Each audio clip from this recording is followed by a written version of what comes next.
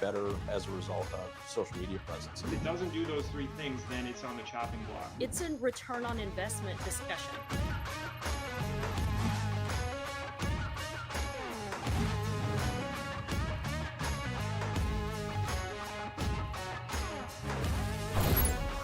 Hey everybody, welcome back to another edition of the Daily Dealer Live. I'm your host, Sam Dark, and this is the space where all automotive comes together. Welcome. Thank you for joining us. Whether you're a dealer, a vendor, or someone just passionate about where this industry is headed, you are in the right place on this Friday. Happy Halloween, everyone, by the way. And as Halloween is every October, it's the last day of the month for auto sales for most, unless the OEM has a different close off today. Let's jump in straight to today's auto industry headlines. First up today, Nissan is facing fresh backlash from within its own retailing network after an anonymous dealer letter began circulating this week, accusing the automaker of, quote, corporate greed and, quote, unrealistic objectives and a growing disconnect from dealer realities. The letter, sent via email, sure, that can't be traced, claims that factory set sales targets and incentive programs have become so aggressive that many dealerships are barely staying profitable, and some are resorting to broker deals or fleet-style sales just to hit their numbers. The author says the average Nissan store is earning a return on sales of less than 0.1%. Think about that. That is far below the 2 to 4% range most of us aim for, and blames the factory's product mix and lack of hybrids for the slide. The letter also calls out the loss of models like the Maxima and Versa. It questions the future of the Altima, criticizes the company for letting the once pioneering Leaf EV, quote, wither, while competitors expanded their electric and hybrid lineups.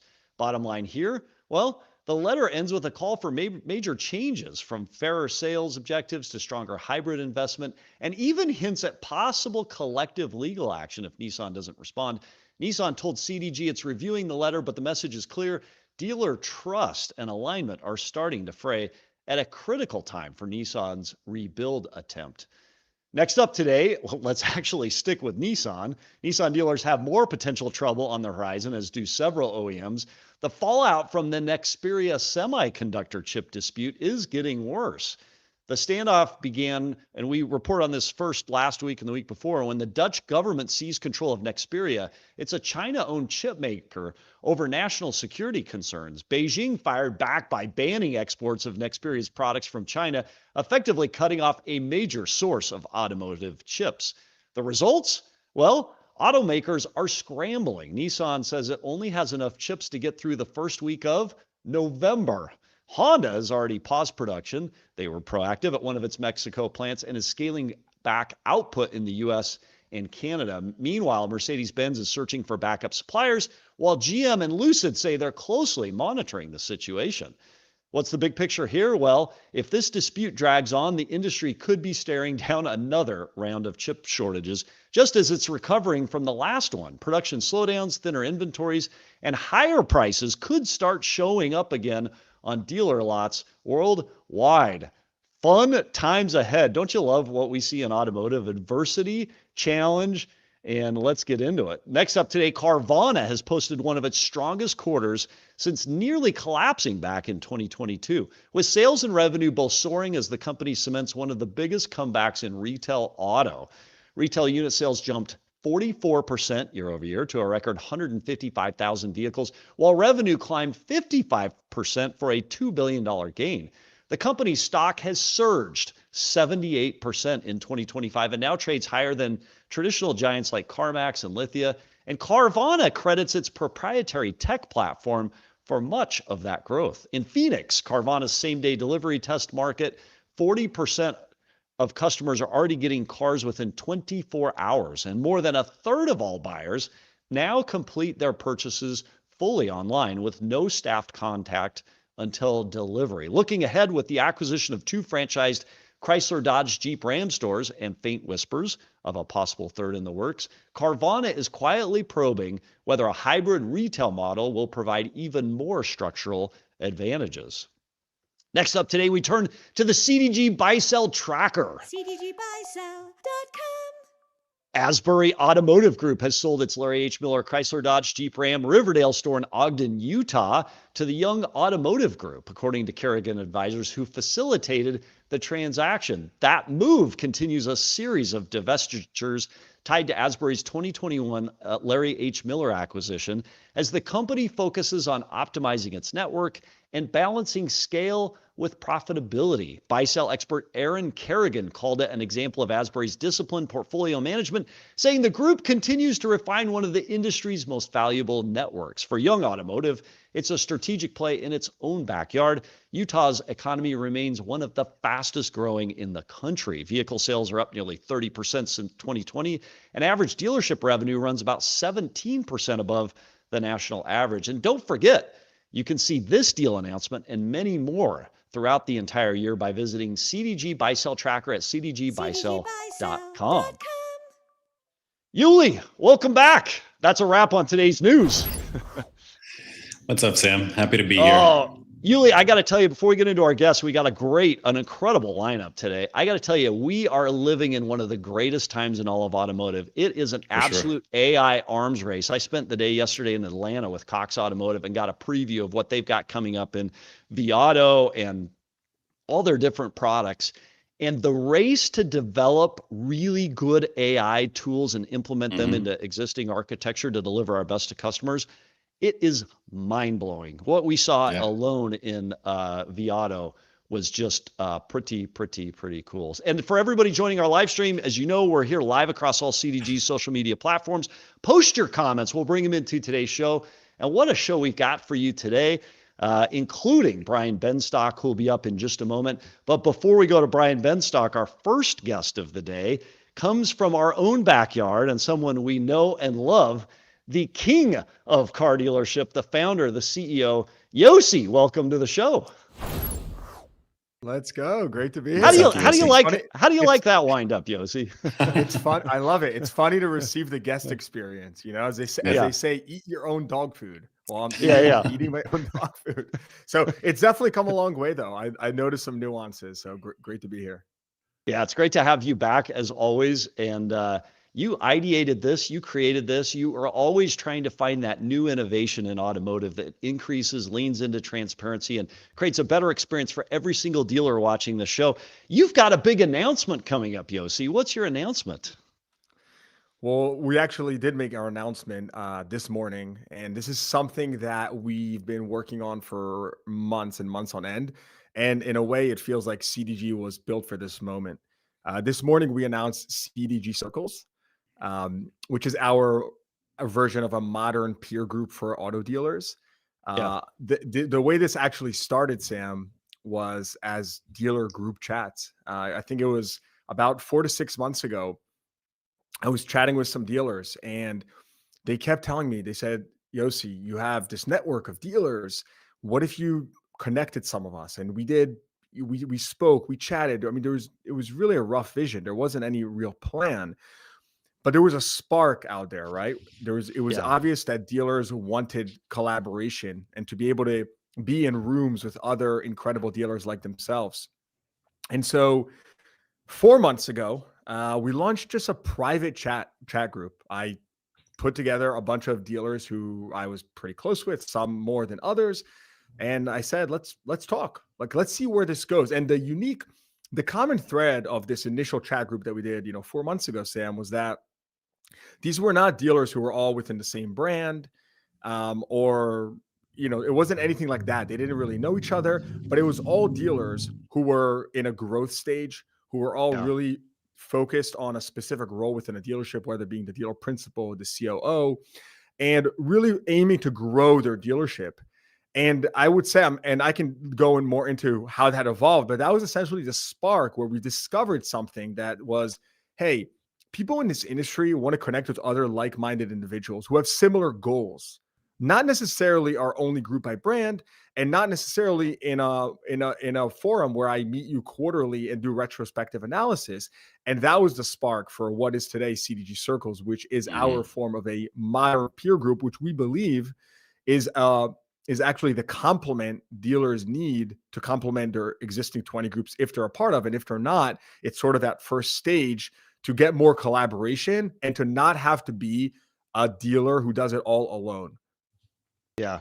What do you think it says about the industry, Yossi? To your point, it used to be 20 group meetings. You'd meet once a year, twice a year. You went to NADA once a year. You got best practices. You came back, you implemented them.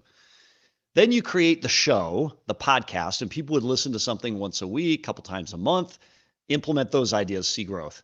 Then we do Daily Dealer Live 3 times a week. They get that information set, implement it.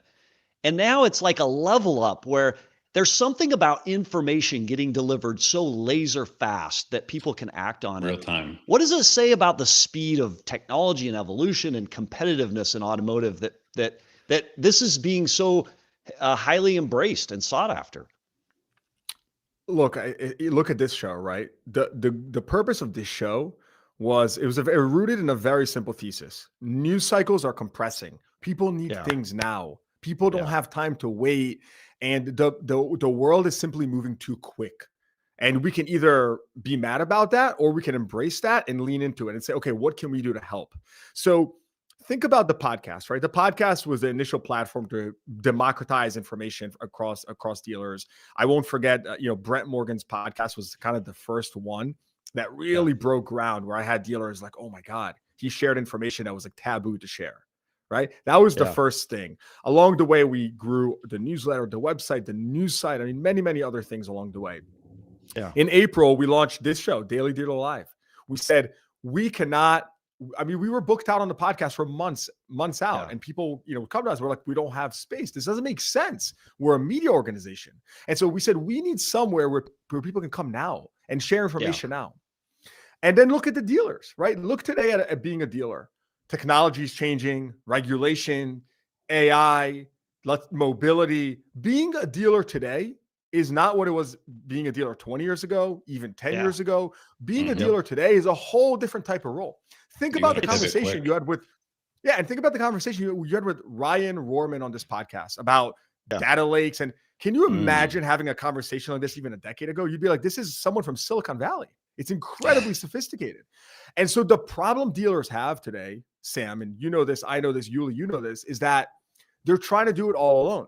And 20 groups are an incredible solution for many, but they are just, the reality is they're slower, and they focus on retrospective analysis, and they group you by brand typically. And again, there's many things to say on that end, but people need real time. And this is not a problem that was exclusive to 1 or 2 dealers, which I didn't know. As I was talking to dealers, I started discovering, I'm like, oh my God, everyone is having the same issue. Everyone is trying to figure out, what should I do with this vendor? Should I integrate this DMS? What should I do? But no one knows how to do it. Yeah. It's all about the speed to the idea and then the speed to the execution. And the industry is wanting a faster access to that idea and then the ability to go execute on it even faster than it is. So walk us through practically what this looks like, Yossi. I hand raise. I'm already in the group, so I know the answer to this. But walk our audience through this. I hand raise. I'm the CEO of a large auto group. I want to join the COO circle. How do I start? How do I sign up? And then what does my experience look like once I'm in the group? I'll walk you through that in just a second. I think it's important to add a little bit more context of where we're at and where we're going to be going. So part of the getting to this point, I had a call with a guy named Rob Cavender. Many have heard of the Cavender Auto Group in Texas. Of course. And absolutely. Rob, I have to give Rob a lot of credit, because Rob really saw the vision here and really pushed for it. He was a very, very loud proponent for this, because he expressed the pain point that he was feeling. Rob is an incredible operator, really focused on continuous improvement. Their group has grown tremendously. He's involved in other groups and 20 groups and many other things. But Rob saw that there's something very unique about our audience at CDG. And I mentioned Brett Morgan's podcast earlier, and he actually said something similar on his podcast 2 years ago, which was that the dealers that follow this platform tend to be the more forward-looking, top progressive operators. They really want to get better and grow. The reality is not every dealer wants to do that, and that's okay. Some dealers are perfectly happy just remaining where they're at, not growing, and knowing that, it is what they go at their pace. That's fine. That's not who we're for. CDG Circles, you asked me the website, cdgcircles.com. That is for the forward-looking operator, the operator that wants to grow, that wants to expand, that wants to get better, and that wants to take ownership of this next phase of auto retail. This next phase is going to be completely different. You are, as you can see, with all the tech, Sam, the average dealer spends almost $30,000 a month in SaaS. Think about that for a second. $30,000. It's like $29,000, of which I think the average is like $6,500 is on your DMS. But just think about it. That's $30,000. That's dispersed across like 20 plus products. That's a world which, again, is completely new to many of us, and it's difficult to navigate. And so what we're solving is if I had to really simplify the value proposition in a sentence, is our goal is to end dealer isolation that costs you time, money, and clarity of thought. That's it. We are all isolated. There's more change happening than ever before. And this is why I'm so excited about this. You hear me talking because it's like, I just feel like we uncovered like the moon. Like, I don't know how to explain this. I know it sounds like crazy, but I'm like, wow, like where was this? Like, why did this not exist when I was a dealer? Sam, I used to go through the lanes. They used to call me at the dealership the sponge. I was still a teen, and I used to go through the auction lanes, and I used to look for the few really smart dealer principals to just befriend them, ask them questions. Because at the auctions, you typically don't see the dealer principals unless it's a very small dealership. You typically see, the used car director, the buyer, or whoever. But I wanted to learn from the principals or the GMs or the platform managers. So I would cherry pick these people, and I would just ask them questions. And for me, that was the only way I had to acquire knowledge as an up and coming dealer. But guess what? After I grew, right, we expanded, we opened up multiple stores. I was like, wait, so now who is like in my level, right? I can't call my competitor down the street. They're not going to want to help me. Makes total sense. Who is in my level? Find me someone from like Wisconsin, from Missouri. Like, I don't even care, but who's in my level? And so anyways, I'm just spilling all of my kind of excitement on you because it's literally, my wife thinks I'm crazy. I've been like up for the last 2 weeks. I'm going to kind of jump here to a separate topic, connected to it, but we brought on board a really, really bright guy named Alex Wolnowitz. He was previously 7 years at AutoNation. After that, he had a venture-backed startup called Simple Car, where he raised capital. He built this marketplace, we've really hit it off, and we've been building out this vision and, evolving the website, onboarding new users. I mean, it's been, we're really blessed. It's been bananas in a good way, but it's just been immensely exciting. We feel immensely blessed, and we're just excited to give back and continue helping dealers, build something that simply does not exist today in automotive. And it is interesting because it is unlike anything else that exists. I'm in one of the groups that has dealer principals, CEOs, and some others.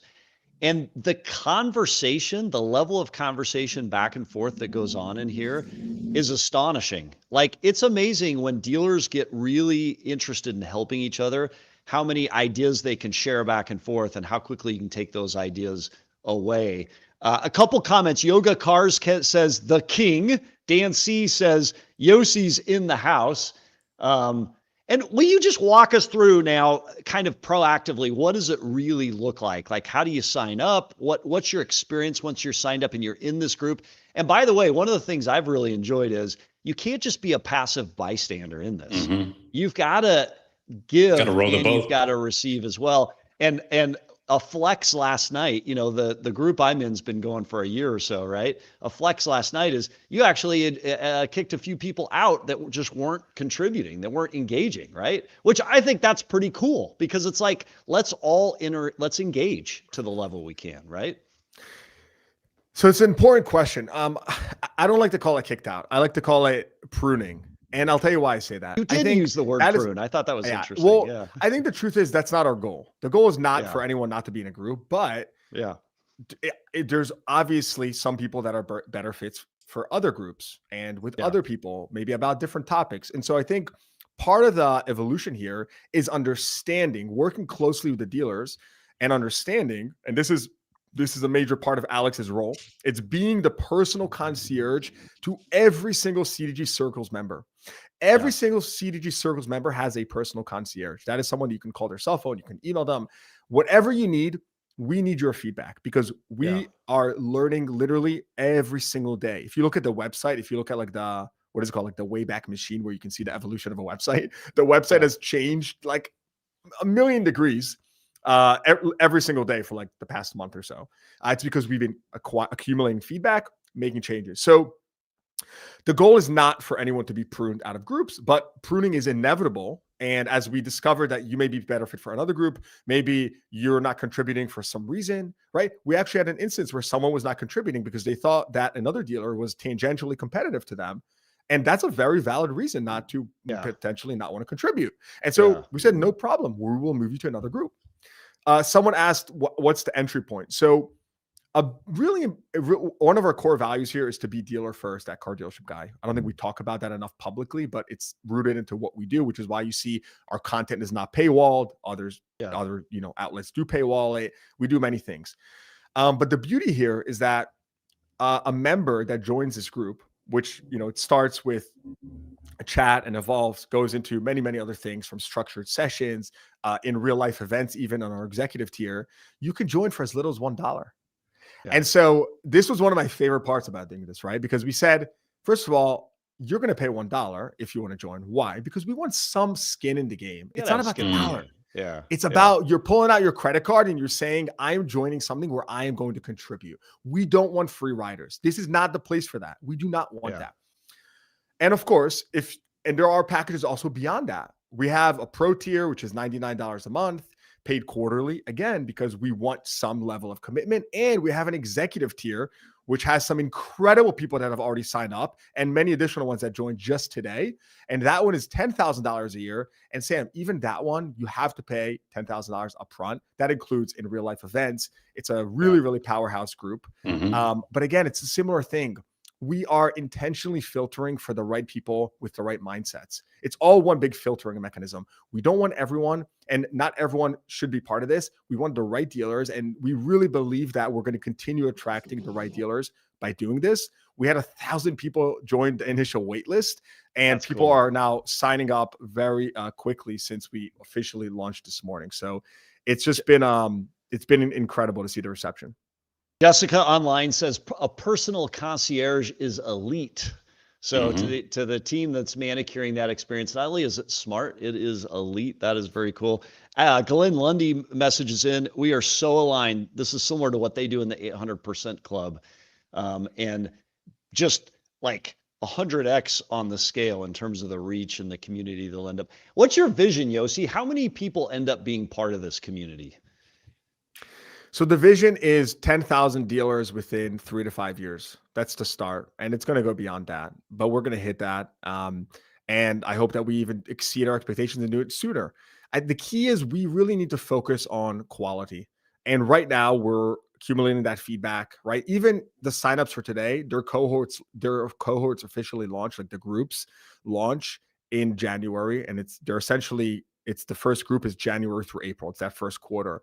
And again, why did we do that, right? Well, we're bringing as many people right now into the platform. We want to have the ability to match the best people possible. Think who's signing up, right? We've gotten tons of dealer principals, tons of GMs, platform managers, CFOs, right? CFOs, like I didn't even expect that this would be like a bustling group. CFOs are in it.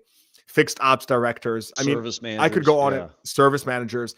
It's, anyone that touches the dealership and has some cost of isolation to their day, right? When they hit something, they get into a moment and say, wait, what do I do now? Right? How is this the right thing? They need that person. That's who it's for. So as a company that is dealer centric, you're putting dealers first, you're focusing on it. What do you hope is the net effect of all these groups having these conversations? How does this change the world in automotive and change the face of automotive, Yossi? Sam, this goes back to our mission. Our mission here is to, some companies say like, oh, our mission statement, and it's like complete BS. And you're like, come on, like this is slop. Like this doesn't mean anything. Nice I have no idea what it means. Our mission is very literal. We want to help dealers learn, grow, and connect. Learn by way of our media, grow by way of our value-added services that we offer, such as Nomad content, recruiting, and many others, and connect by way of this. And so it's perfectly aligned with our vision. And if we do this correctly, it's very simple, right? The dealers will simply get a lot better. Being a dealer will be a lot easier. You will make a lot better decisions. You will have that clarity of thought. You will save time and money when making decisions. I saw a dealer actually today post on LinkedIn. They're like, I'm faced with these like 20 vendor calls per day, and I need some software, but I don't know who to do, what to ask. Is there a review site? I said, guess what? There isn't a review site. There's something better. There's literally peers who are using this, because we all know review sites are BS, right? And now you have peers. And so it just feels like the next evolution of what dealers need in order to become better retailers. And Sam, it's very simple. If dealers are the best retailers possible, what's going to happen? Consumers will increasingly buy more from dealers. Manufacturers will be happier because the experience is better. Dealers will be more profitable because more customers are coming to them. And so, it's just like this win. I don't know if I'm like being too utopian, but it just makes too much sense to me, where if dealers are simply better dealers, everyone wins, including the consumer, including the dealer, including the manufacturer. It's kind of like a net win. And so when you ask what's the vision, what's the end game, that's the end game. So I have a friend who texted me and said, hey, will it increase the likelihood of me getting an invite to the NADA CDG party if I join Circles? And the answer, I don't know if it's yes or no, but what's going to be fun is as we all gather in Vegas to share ideas, it'll be fun to actually put faces to the people that are in those individual circles. Because I would tell you, you'll see the other benefit, and we'll get to Brian Benstock and some others in a moment, of being in those groups is you're actually engaging daily with people that you don't get to see every single day. You start to hear the way they think. You get to get their expertise. You get to find out about products they use that you might want to utilize in your own business. It's going to be fun to actually see some of those in person and live at the NADA party. So what say you to this question? Does it help me score an invite? Well, look, our goal here is not to be, we want to be very inclusive at CDG. Like we're not trying to box out any dealers or anything like that. And so drop your name, join the circle or don't, but we'll talk to you. We'll see you in NADA anyway. We'll get you an invite, Mr. Dealer there. So that's rooted in our ethos here. Go ahead. All right, Yossi, last question for you as we wrap up here. And this is weird because we're giving you a time limit as the first guest today, but you're always innovating, always trying to think of what's next. What's next? You've done the podcast, you've done Daily Dealer Live, you've got the newsletter, you've got Circles now. You've got CDG recruiting. What else what's the next thing you're working on beyond the Circles? Tactically, I know that it's going to be, we have a lot of work cut out for us on Circles. We have some incredible guests in the pipeline for the podcast. That's on a very tactical level, though. I know we're going to be putting a lot of time and effort. Over time, you will see incredible stuff evolve out of Circles, right? Dealers will have their own dashboards. We will find ways to anonymously crowdsource insights for Circles members, right? So imagine you have thousands of members, and then you can cross-pollinate insights, right? Within groups that are open groups, you can share insights with others. But if I had to put it simply, Sam, we're just going to be listening to the dealers and iterating accordingly. Like that is literally the answer. Even getting to this point, I had a very firm vision, which was we need to build a way to connect dealers. But, I think it's the Jeff Bezos line where it says like, have a firm vision, but you got to be flexible in the details. And that's just how we're operating. We don't know what's the exact next thing we're going to do. What we do know is that the vision of the platform is to connect dealers as best as possible, to arm the dealer with information so that they have more clarity of thought. They save that time and money by making better decisions. And at the end of the day, they're not isolated. And so if we can do that, this will evolve in millions of different ways that I can't even imagine at the moment. But it's truly going to be great. CDGcircles.com. We'd love to see you. We'd love for you to join us. And just please give us feedback. I mean, you can DM me on any platform. You can email me. You can freaking call me. I mean, whatever it takes, just let us know. Give us feedback. We listen, we read everything, we respond, we'll call you back. We want to get better. And this is going to be something incredible. I'm really excited about it. Well, Yossi, the car dealership guy, thanks for being on the Daily Dealer Live today and for launching CDG Circles and bringing this dealership community together. And And again, we're all excited to see you at NADA in Vegas, but we'll talk to you in the circles before then. Thanks, Yossi, for being on. Thank you guys. You're crushing Thanks, it. Yossi. You're doing it. Bye, guys. Thanks. All right, let's now turn to a little conversation on fines and such. Escalating fines and enforcement actions are hitting dealers hard. KPA's complete compliance suite protects you from every compliance risk while helping to reduce insurance premiums and liability exposure. Visit kpa.io/automotive to learn more. You can also click the QR code to my side there. If you're watching the re-record after the unlive version, you can go into the show notes, kpa.io/automotive. And a huge props to KPA for supporting today's content, including Yossi's message here about the launch of this brand new endeavor, the CDG circles. Yuli, that's fun. It's fun to see how the group Car Dealership Guy continues to innovate and grow over time. Yeah. Yeah, absolutely. And it's not only going to better dealerships, it's going to better every facet of this. I mean, you're attracting strong talent. Think about that entrepreneurial mindset that exists at so many different stratas within the dealership. And now all of those people are like moths to a flame, being drawn to this medium where they can, become better. It's so strong. All right, let's transition to our first guest today, who needs very little introduction. Let's turn to General Manager, Vice President of Paragon Honda, Paragon Acura, White Plains Honda, Brian Benstock. Welcome to the show. Good afternoon, guys. Great to see Yossi. Great to see you, both of you guys. And Brian, it's a good show. It's always good to have you on the show. And actually, pulling the thread of what Yossi just announced, I'm in this 20 circle with you. Yes. And I get the pleasure of seeing comments and texts and feedback and ideas from you on a regular basis. What's your take on the group? What experience has it delivered to you? You better contribute or you get thrown out of the group. And I know. and that's how it should be. I mean, we really don't want to have flies on the wall just not giving. I think the theme of the conversation, and really it ties in with a lot of the stuff that we're doing, is with, right?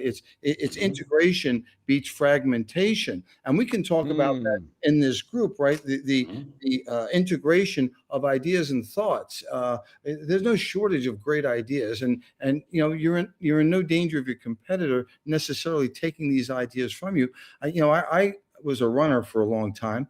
And the concept of competition, the root of the words comp is with, not against, right? And so each of us can help make all of us better. And I see dear friends in the group, Liza Borges and Andy Wright, and these are just really smart people. And you pick up ideas, you give ideas, and it's really a nationwide 20 group. And without the golf, which I don't need, I like the ski trips every now and then that you have on your 20 group.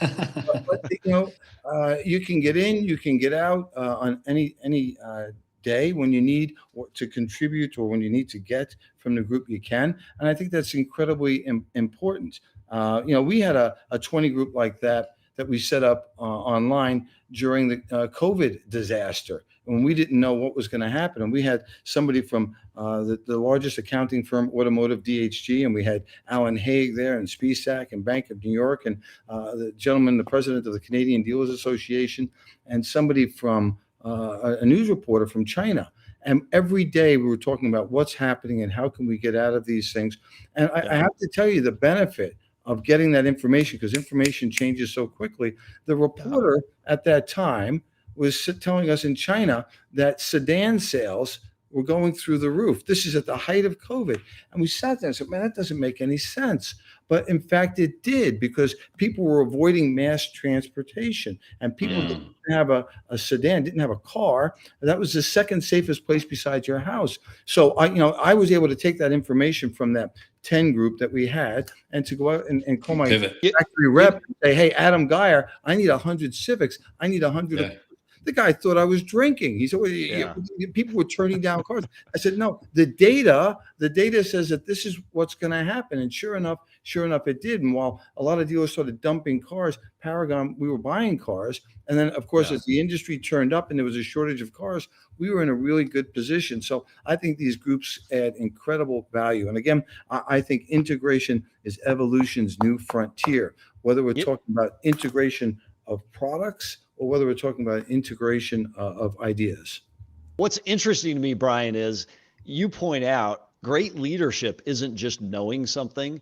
Great leadership is executing on it. And so being part of these groups, and then very quickly, I mean, you took that piece of information and it would have done no good for you or your organization unless you had the courage, the confidence, the ability to quickly execute on it. And then you realized an increase. For every person that executes, there's probably another 20 that don't. And the fascinating thing about these circles is if you're bound together by a group of people that are executors, that are working towards that common goal, even in competition, some pretty cool things can happen, Brian. Yeah, and that's another really great thing about the group is that you've got a group of winners, and and so that just keeps rising. Actually, people that do things, and a lot of times people say, Benstock, why do you tell people what you're doing? And I say 90% of the people, will think that's a good idea and do nothing about it. There's another 2 or 3% probably more that'll lean into it a little bit. And there's that 1-2% that'll actually do something about it. And I don't mind, I'm not against any other dealer. I mean, I think the stronger, I think as Yossi said, the stronger we get as a group, the better our industry is. And I'm not some Pollyanna, hey, let's make the industry better, but I think we all need to do our part. And, I love the community that we're in and the people that are in that group that are making contributions to some of the finest dealers and people in the country. So Brian, I'd like to walk through some news items with you, but before that, I want to acknowledge you're coming back on the show here in a few weeks to make a big announcement. Now, we're not going to announce it here. We're going to tease it just a little bit. We're excited to have you coming up. You've got an announcement. You'll be back. I don't, anything you want to drop or any breadcrumbs you want to tease us with? I had the pleasure of a meeting, and I can actually say I knew Jack Welsh, and he said, the magic is finding a business within a business. And I've been able to do that at Paragon with certified used cars. I think it was a franchise within a franchise. And now we sell 2,500 to 3,000 certified Hondas a year. And then sales and service, I think that was a business within a business. We didn't invent any of these things, but I think we did really well with that. And I think we're through integration. I think we've got some. We're going to make it easier for people to talk to more people, and that integration. I think we can go selling 150 cars a month out of the service lane. I think we can go to 900. Okay, all right. We're going to have you back to make this special announcement. It's going to be a special episode of Daily Dealer Live. Everybody tune in. That's my manager nearly fainted when I told him that's the target. And I got to tell you this. Target. I want to know. Tell you this. When I made a video, a reinvent video 100 years ago that was talking about going to 180 cars a month out of the service lane. And at that time, we were selling about 30. We were selling 30. And they looked at me like I was crazy. The same manager gave me the same face when I said it's 900. And I said, and he gave me that face like, let's go. And I was so excited to see the face. I remembered the face from 11 years or 15 years ago when he said that's impossible. Yeah. And it's not impossible. So that's the fun of winning in automotive, is setting a goal that's so far outside of where you think reasonability is, but then it's finding that path to it. All right, let's talk Nissan. And then I want to talk a little, there's chip shortage in Nissan together. That's where we're going to go. I mean, this is a scary day. It's Halloween. So why not? It is. Happy Halloween, Brian Benstock. Happy Halloween. So in our news, we reported that there's a dealer that wrote an email. By the way, how you send an anonymous email, that'll be fascinating to learn that, where he made some very critical points of Nissan. You're not a Nissan dealer, you're a Honda dealer.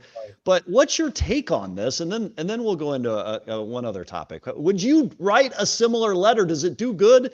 And can it help pivot a struggling ship? Well, honestly, I'd want the letter written, but not by me. I don't want to do that. I believe in a strong partnership with your OEM. We're in this together. But at what point do you say, hey, I've got to wake up some of the people that may not be paying attention there. So, I understand the spirit of the letter. I think assuming that dealer tried everything he or she could diplomatically through the right channels first. And if not, then sometimes it does take somebody to do something like that to cause a reaction from the OEM. There's precedent in it. You brought it up in the Yeah. green room. Chrysler went through a similar change and had a top-down change, and they're shifting and they're pivoting very quickly. Well, you know what I love about the Chrysler story? I remember when Chrysler dealers were really struggling. They had poor product, and the dealers became really great at fixed ops and great at used cars. And then when the product cycle turned around, those dealers became they were some of the most resilient and profitable dealers because they Yeah. really understood what it was like to survive and thrive without having a good product. And I think the Nissan dealers that survive are going to experience the same thing. Nissan will be back. Nissan will turn around, and For sure. you know, and I said before when we were in the green room that Carlos Ghosn, he's tan, rested, and ready. Yeah. You know, I have. There's no way that would happen, but boy, he could probably do something again. Why say never, never? I mean, who knows? I mean, stranger Yeah. things have happened. Automotive finds a way to pivot in some of the most challenging times to win. Just at ask the John end of it. DeLorean. Yeah. So let's go to another challenge. We reported last week about the Nexperia chip shortage issue that arises from a dispute between the Dutch government and China. Yeah. And many industry analysts are predicting it could impact the supply chain. Honda already, your OEM, has stopped production in Mexico to figure out next steps on that rather than produce without the chips. What's your take on this? How does the U.S. win in this challenging trade environment? And how many cars did you order? Well, it's right now the game is turn, baby, turn, and with Honda it's turn and earn. So we're leading our particular district in turn rate right now. That becomes very important because when those cars do come available, we're going to have hopefully more than our fair share of the cars. We've got the playbook already, so we got to go back to that playbook. I'm really glad to see that our president is taking some action to make alternative plans, and I think some of the things that he's doing in the Orient right now will help to offset that and give the United States some leverage against the actions that China has taken against the Dutch government. So hopefully they'll blink, and hopefully this won't affect us the way it did before. But didn't we learn? Didn't we learn when this happened before? And there was all that talk. We're not going to single source suppliers anymore. And here we go again. And I don't mind making mistakes. I don't like making the same mistakes over and over again. And this looks like back to the past where we made the same mistake. And I think that's part of the initiative. And again, I'm being apolitical here, but I think that's part of the initiative is to bring these jobs back to the United States, bring manufacturing back to the United States, because we don't want to be held hostage by any nation. Today's friend is tomorrow's, not friend. And we want to make sure that we have the ability to be self-sufficient, especially when it comes to critical rare earths and critical medical supplies that we need. And unfortunately, some of our adversaries hold the key to our future, and I think it's a good thing that we're getting take it back. Yeah. So Brian, many industry experts, economists and others would say that the SAR in 2026 might be most constrained by supply and just the availability of vehicles as some OEMs shift or pivot from electric or EVs over to either hybrids or gas. They kind of retool their production lines and get production back up and running. And then there could be these chips that impact supply as well. You've shared turn and earn as part of your strategy. What else is your strategy in this final quarter of 2025 and then going into next year to win in a potentially supply constrained environment, Brian? You've got to keep the engine going, the engine on the core business, your fixed operations department, that used car business, which is changing every single day. You saw the CarMax results and the Carvana results were very, very different, yet they're similar or the same business. What say you? Where are we going with that? And then again, new car sales. I think we're going to keep our foot on the gas, lean on that skinny pedal there and sell as many cars as we can and not worry about the supply shortage. I think the supply shortage could help out some of the dealers that have a large days supply, not with Honda, not Toyota, but many of our other brothers and sisters have a pretty good sized day supply. So this may be a little bit of welcome relief for them to bring some of those supplies down. So, the industry always finds a way to survive, and I have no doubt, and thrive, and I have no doubt that we'll get through this too. Well, and you tease your announcement in the coming weeks about all those units out of the service department. That could be an important prong of anybody's strategy coming into next year, is being more Huge. efficient in service, not only in retention, but also selling cars, It's, Brian. it's mirrors, not windows, right? Everybody's looking out the window for the solution that's out there. And, you know, I'm a believer that, look in the mirror, the solution's right underneath your feet. Those acres of diamonds are right underneath your feet. You've got we're blessed at Paragon to have 150, 170 service customers a day. And, I do believe that you've got the sunk cost there and the opportunity with those customers to serve those customers and to reserve them again and again. We've just scratched the surface, and I think we've made some good strides to make it very easy for anybody in the dealership to give a proposal to a customer. It shouldn't be just the grand, high, exalted, mystic manager. But what if a porter could say, "Hey, boss, this customer's got $6,000 equity in his car." What if the porter? What if a receptionist could do that? Wouldn't that be fantastic? All right. So listen, join us for the big announcement, Brian Benstock in the future. Glenn Lundy says now Brian Benstock is my guy. And by the way, you've got a ton of comments on social media in the social comments. We're excited for that up and coming announcement.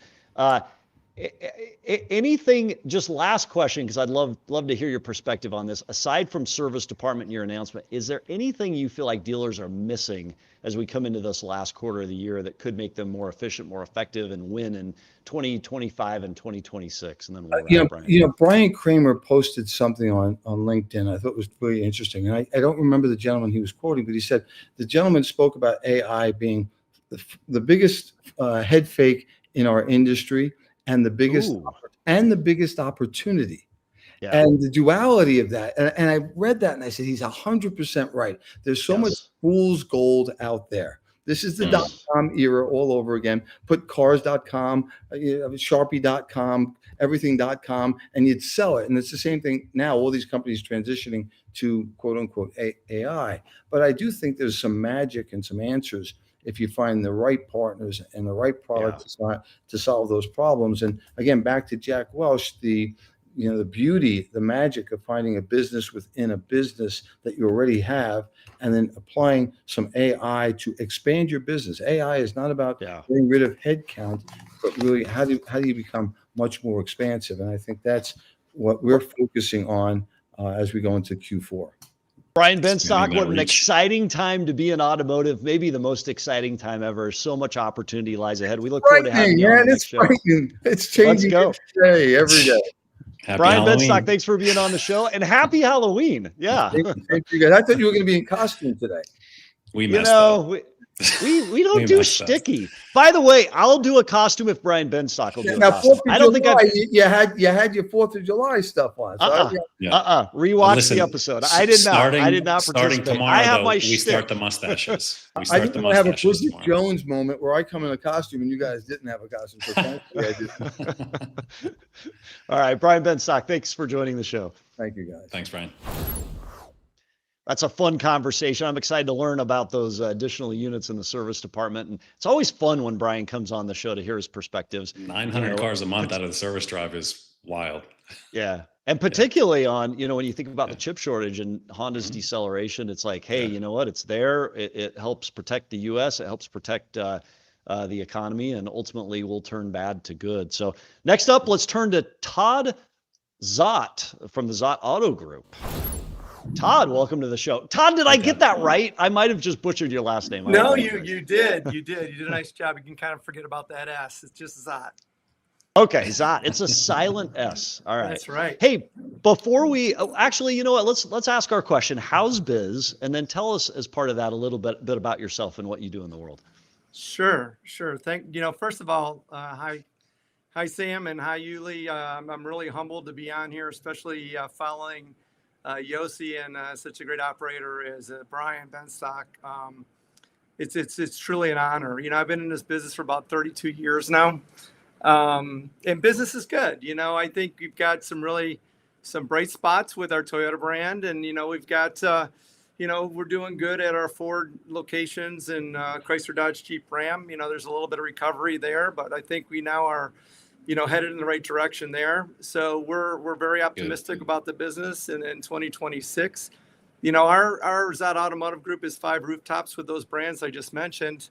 And I've been lucky enough to have a lot of great mentors and people along the way that have made us and in our business successful. It starts with my dad. My dad's now 83. He's a risk taker. He's a very hard worker. My other partner, my brother, he's the greatest cheerleader. He's a sales and marketing guy, high energy. And then, I tend to be a little bit more analytical, process oriented, and more of a student of the business. That's why I love watching these podcasts. We've got key managers that have been with us a long time. My GM, Steve Guevara, has been with me 23 years. My GM here, Mark Mashigian, 6 years. We got parts managers have been here for 23 years, Brian Freed and Joanne Hubbard, our controller, 22 years. We concentrate a lot on people, and, we really celebrate the people that have been with us for 10, 15, 20. And now this year, we're starting to celebrate a few that have made it to 25 years with our group. Longevity in automotive is awesome. By the way, I'm noticing you're a Sparty.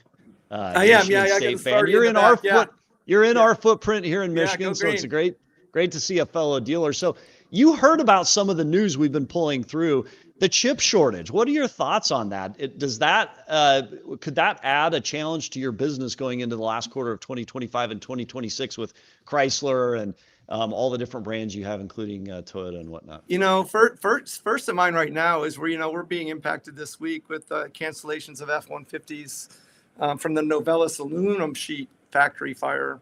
We probably had about a half a month's worth of supply already taken out of our pipeline. We think we're going to be able to get through this quarter, but come January, it's going to be very lean around town and around the country. Here in Michigan, maybe that's the best time to be extra lean in January, but that's going to be a little bit of a challenge. We haven't really seen any cuts at this point due to the chip shortage. Okay. And then as you think about your planning for next year, hey, it's just business. We get what we get and make the most of it. Or do you have a strategy when we are confronted with shortages like this or market challenges? Just adding to it. Yeah, I would say that, Detroit is a different market. We're very on the domestic side. We're very, very lease driven, 70% leasing.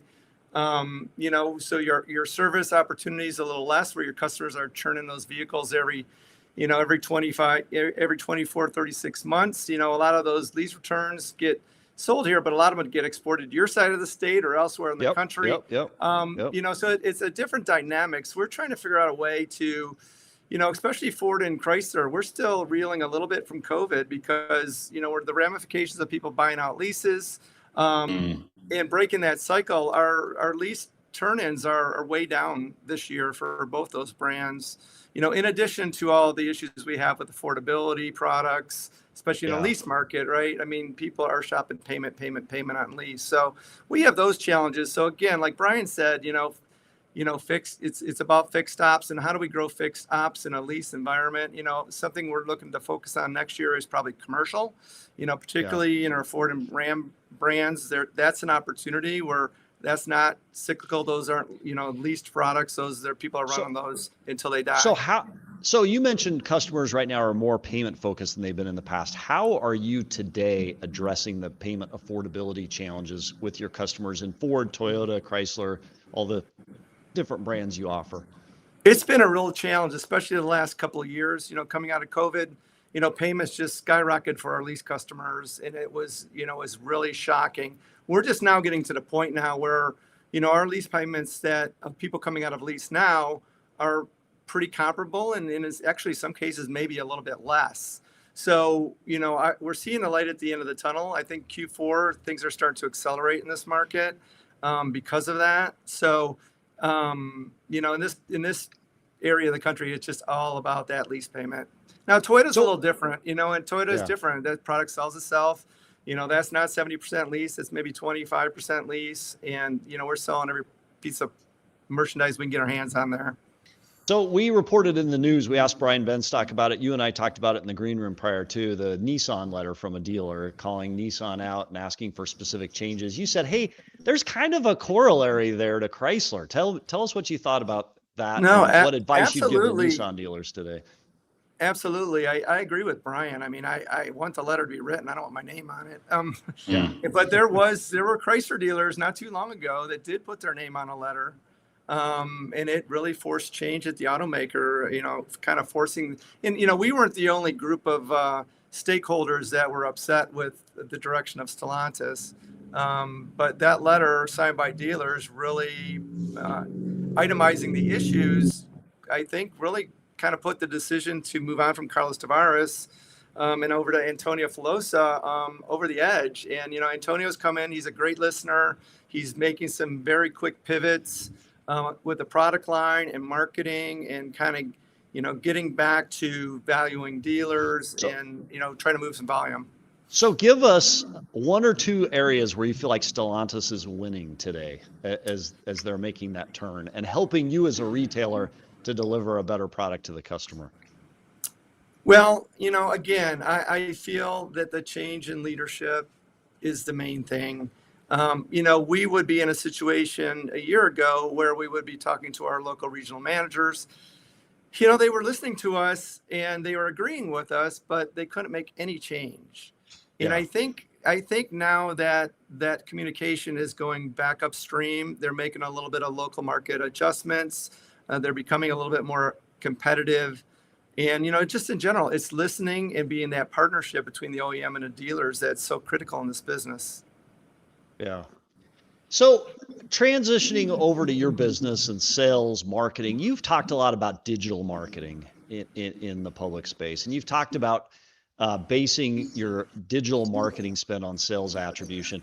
What specific insights or tools have most changed the way that you spend marketing dollars? How have you best spent those dollars? That's a great question. I have found, we have really worked the last year or maybe 2 years with attributing our actual sales to the digital footprint that led up to that sale. We're using Clarivoy, and the information that you see there, it is what it is. It's data of that customer's digital journey, and that really tell tells everyone you what Clarivoy does for you. What is that? Clarivoy will take a specific sale. They have our list of our sales for the month, and they have a digital footprint for that customer, and they go back and see, have they been on Auto Trader? Have they been on our website? How did they come to us? Did they submit a lead? The journey, sometimes you see these spreadsheets with huge amount of columns worth of data for each customer. They're all over the place. And, they've now got some benchmarking about, given your spend, kind of what should your return on investment on that spend be? And, we have canceled many vendors and tried others that have been more successful. We've tweaked our SEM spend. Who are your top one or two digital lead providers as you've gone through that process? How has that impacted your spend there? Have you been able to identify one or two or three, or is it OEM dependent? And if so, what are the top It's not OEM dependent. I think, we're working really hard to make ourselves the number one lead provider, through our marketing efforts. But, the third parties that have been there a long time, Auto Trader is still effective for us. We are finding now, which is new in our market, I think Car Gurus is working for us. We found out paying for Edmunds in this market wasn't really doing anything than non-paying. We were still getting those customers anyway. It's that kind of information that you get from that data attribution. So as you've gone down that road of trying to narrow and make your marketing dollars go farther, a lot of dealers have done this, creating a CDP. They've cleansed their data, created a CDP, then a data lake. Have you done that? Or if not, what has stopped you from taking that path? No, we're working with Full Path on a CDP, and we were one of the earliest dealers at our Ford store and have real good contacts within that company. I've tried out a lot of their products, and I think we're getting better and better at that, as well as their tool is evolving. And helping to use AI in some of our decisions and some of our targeting and our SEO, SEM decisions, excuse me. And this, like was said earlier, I think in the green room, we're talking about AI, and it's a new area of focus, and it is just mind blowing when you really get your mind into it and start using it personally. It is like a little bit of an arms race or a gold rush. And I think about in my history lessons in the early days of the gold rush, people would go buy shovels and just dig anywhere. They didn't have a plan or a strategy. And it feels a little bit like AI is a little bit like that. It's like Brian said, you got to find the right partner and you got to lean in with that partner and figure out how to best apply it. Otherwise, there's a lot of dollars that could be wasted in the pursuit of it. Are there any AI tools that's helping you that you're like, hey, this has really had a great return on my investment of time or money? You know, I can't tell you anything yet. You know, one thing, you know, I was really leaning hard on what you're talking about and looking at these vendors and how they're implementing AI to make their tools better. But there's just AI being used by managers and people that work for you and using it instead of Google or the tools we're used to. Yeah.